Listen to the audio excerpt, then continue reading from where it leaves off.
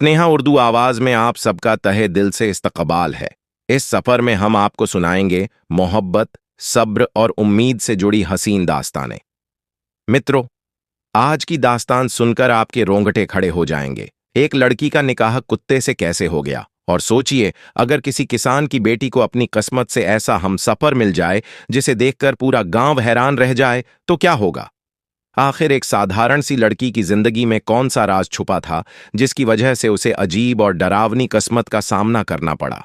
यह दास्तान रहस्य और रोमांच से भरी हुई है। आखिर तक जरूर सुनिएगा, क्योंकि इसका अंजाम आपके दिल को छू लेगा। आखिर एक लड़की ने कुत्ते से निकाह क्यों किया और निकाह के बाद उसके साथ क्या हुआ। मित्रों, बिलासपुर गांव में एक किसान रहा करता था। अल्लाह की रहमत से उसकी बीवी के पेट में औलाद की निशानी आई।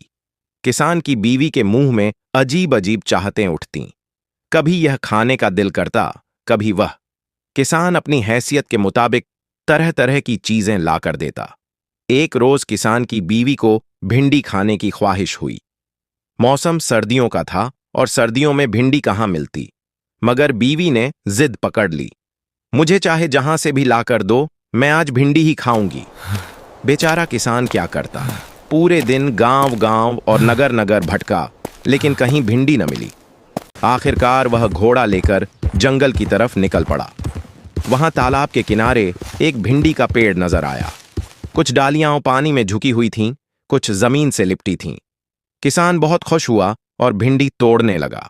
अचानक वहीं पास बैठा एक कुत्ता अपनी पूंछ से किसान के सर पर झटका मारकर बोला, किसकी इजाजत से भिंडी तोड़ रहा है। किसान डरकर बोला, भाई कुत्ते, सुबह से तलाश में जूते घिस गए, बड़ी मुश्किल से भिंडी मिली। बीवी का हाल ऐसा है कि मजबूरी में यह लाना पड़ा। कुत्ता बोला, तेरी चालाकी मुझ पर असर नहीं करेगी। अब तू मेरी शर्त मान ले, वरना तुझे नोच डालूंगा। किसान घबरा कर पूछने लगा, क्या शर्त है। कुत्ता बोला, अगर तेरे घर बेटा पैदा हुआ तो तेरा होगा, और अगर बेटी पैदा हुई तो मेरी होगी। किसान ने सोचा, अभी तो जान छूट रही है, आगे जो होगा देखा जाएगा। उसने हामी भर दी और भिंडी लेकर घर चला आया। समय गुजरा और अल्लाह के करम से किसान के घर बेटी पैदा हुई, बेहद खूबसूरत, जैसे गुलाब का फूल। लेकिन किसान को कुत्ते की बात याद आई और वह बेचैन हो गया।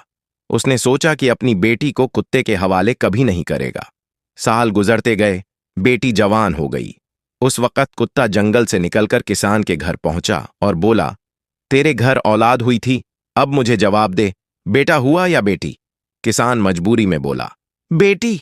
कुत्ता गरजा, तो वह मेरी है, उसे छुपाकर क्यों रखा। किसान बोला, इतनी छोटी बच्ची को तुझे कैसे दूं, लोग क्या कहेंगे। कुत्ता गुस्से से बोला, लोग क्या कहते हैं मुझे परवाह नहीं, अगर कल बेटी को मेरे हवाले न किया तो तेरे पूरे खानदान का सफाया कर दूंगा। किसान ने दिमाग चलाकर कहा, ठीक है, तू फूल हाथ में लेकर जंगल में बैठना। अगर मेरी बेटी तुझे पसंद करेगी तो मैं खुद तुझे सौंप दूंगा। कहानी आगे बढ़ती है। सावित्री का सामना एक कुत्ते से होता है। वह अपने दिल में रहम महसूस करती है और उसे घर ले आती है।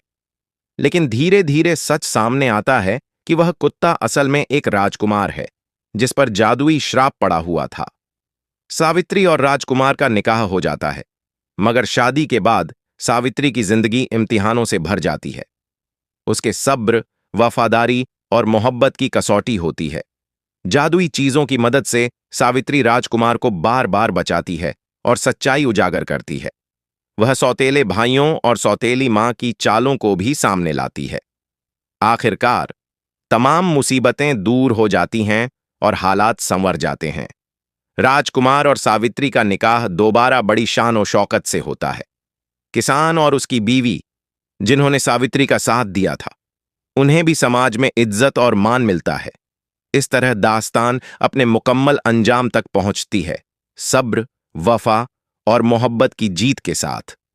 सबकत मित्रों, इस दास्तान से हमें यह सीख मिलती है कि किस्मत चाहे जितनी सख्त क्यों ना हो, सच्चा इश्क और यकीन हर मुश्किल को आसान बना देता है। हसद और जलन इंसान को पत्थर बना देती है, लेकिन मोहब्बत, सब्र और वफादारी जिंदगी को रोशन कर देती है। ऐसी ही और दिलचस्प दास्तानें सुनने के लिए मेरे चैनल स्नेहा उर्दू आवाज को जरूर सब्सक्राइब कीजिए।